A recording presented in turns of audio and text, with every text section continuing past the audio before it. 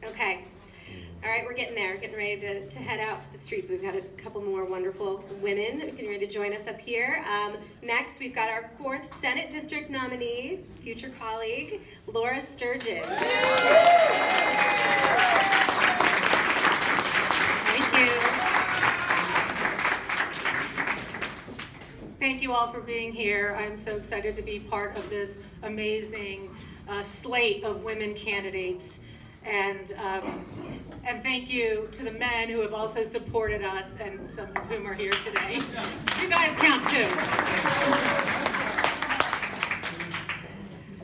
So I'm proud to be here with my gun sense sisters. Thank you to Moms Demand Action for the distinction you give candidates who are willing to stand up to the gun lobby to represent the will of the people in their districts. Your round red and white gun sense symbol is our red badge of courage, because it takes courage to stand up to the gun lobby. They are loud. They are well funded. They can be intimidating. They will show up at town halls and yell and interrupt, and they will troll us on social media. But you know what? They are not the majority, and they will not silence us. What I've learned in talking to the voters across the 4th Senate District at their doors over the past year and a half is that the majority of the voters here do believe in more gun safety, not less. Yeah. And this is regardless if it's a man or a woman, a Republican, a Democrat, or an independent. I have heard over and over again this cry for more gun safety legislation. Over 70% of Delawareans favor more gun control, and if they had data for just Newcastle County, I believe it would even be higher. So let me go off script for a moment and talk about something that's happening in the nation that I think is relevant to this conversation. I was so proud of our junior senator, Senator Coons, when he reached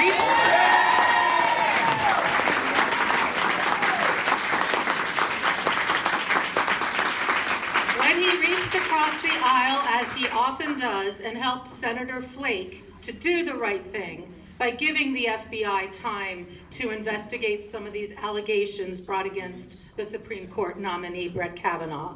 A week is not enough, we know this, but it's more than we would have gotten if it had not been for Senators Coons and Flake.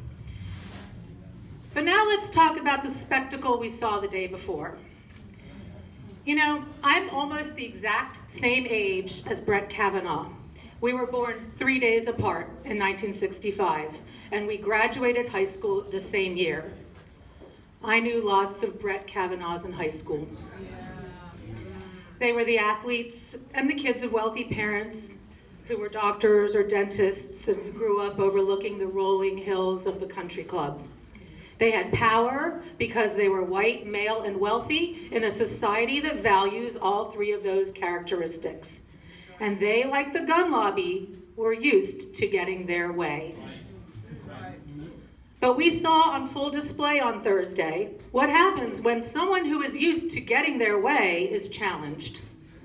They become belligerent, they become indignant, they raise their voices, interrupt, answer back, show disrespect to others.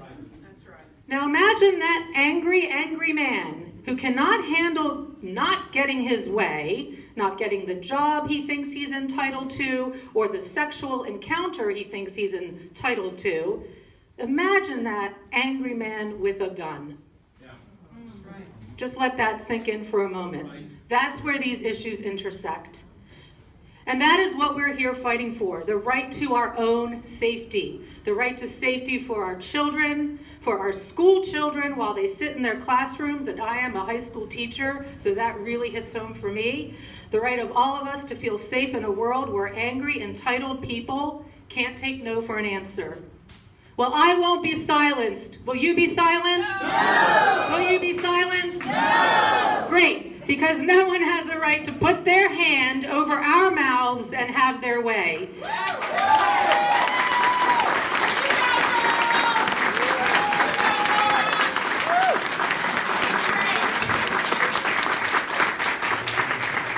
Brett Kavanaughs of the world, not the gun lobby. And we are going to show them that on November 6th when we raise our collective voices at the polling place. Thank you very much.